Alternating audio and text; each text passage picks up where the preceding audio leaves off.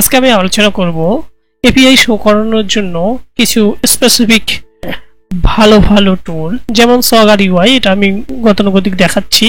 আর এটা হচ্ছে রিডক, এখান থেকে আপনি ডেভেলপমেন্ট টুল পাবেন।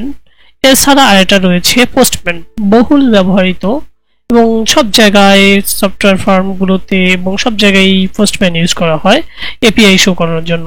তো পোস্টম্যান, আপনি প্রথমে পোস্টম্যানের সফটওয়্যারটা ডাউনলোড করতে পারবেন। এই যে ডাউনলোড পোস্টম্যানে ক্লিক করলে এখান থেকে ডাউনলোড উইন্ডোজের জন্য বা অন্যান্য ইয়ের জন্য ডাউনলোড আছে, জাস্ট ডাউনলোড করে অন্যান্য সফটওয়্যারের মতো ইনস্টল করবেন। আজকে আমি দেখাবো আমাদের যে ইউআরএলটা আছে, ধরেন এইটাই আমরা অ্যাড করছিলাম, এখানে তো কোনো ডাটা নাই, আমরা তো দেখাচ্ছে না। আমরা যদি একটা অ্যাড করি, ট্রাই করলাম, এখানে একটা 25 বুক দিলাম, তারপরে এক্সিকিউট করলাম। এখানে আমরা দেখতে পাচ্ছি বুক আইডি 25, এখানে সোয়াগার ইউআই এ দেখতে পাচ্ছি আমাদের যে প্রোগ্রামটা রান করা ছিল এই প্রোগ্রামটা। এখানে আমরা বুক আইডি আসছে, বুকের টাইটেল এবং অথরের নাম আমরা এখানে খুব ইজিলি দেখতে পাচ্ছি সোয়াগার ইউআই এ।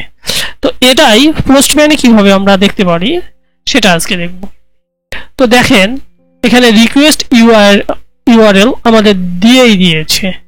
তো এখানে আমরা যখন ইয়েতে কাজ কল করব, অর্থাৎ রিয়াক্ট জেএস বা নেক্সট জেএস বা অ্যাঙ্গুলার জেএস, কোনো ফ্রন্ট এন্ড ফ্রেমওয়ার্কে আমাদের এই ফাংশনটাকে কল করব, তখন কল করার উপায়টা সোয়াগার কিন্তু আমাদেরকে অলরেডি বলে দিয়েছে। দেখতে পাচ্ছেন আপনি, এই যে দেখেন কার্ল এক্স গেট কি ভাবে কল করবে, অ্যাকসেপ্ট কি করবে না করবে সবগুলো আমাদেরকে বলে দিচ্ছে।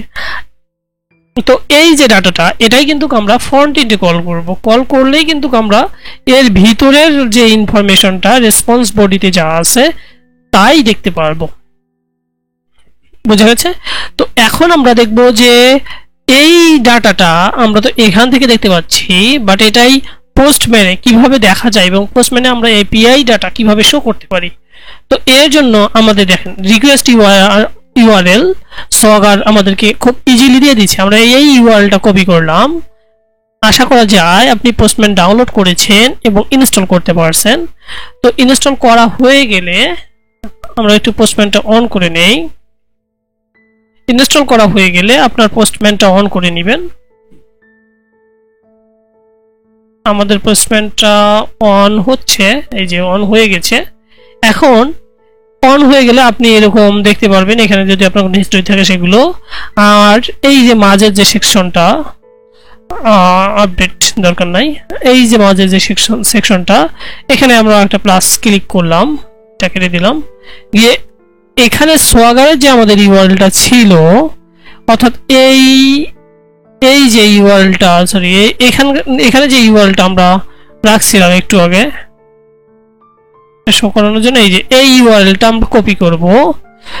কপি করে আমাদের পোস্টম্যানের কাছে চলে যাব, পোস্টম্যানের কাছে গিয়ে এখানে দিব, দিয়ে আমরা মেথডটা দিব। এখন তো আমরা বইটা দেখতে যাচ্ছি, সেজন্য গেট করতে যাচ্ছি, তো গেট দিলাম, তারপরে এখানে সেন্ড পাঠাই দিলাম।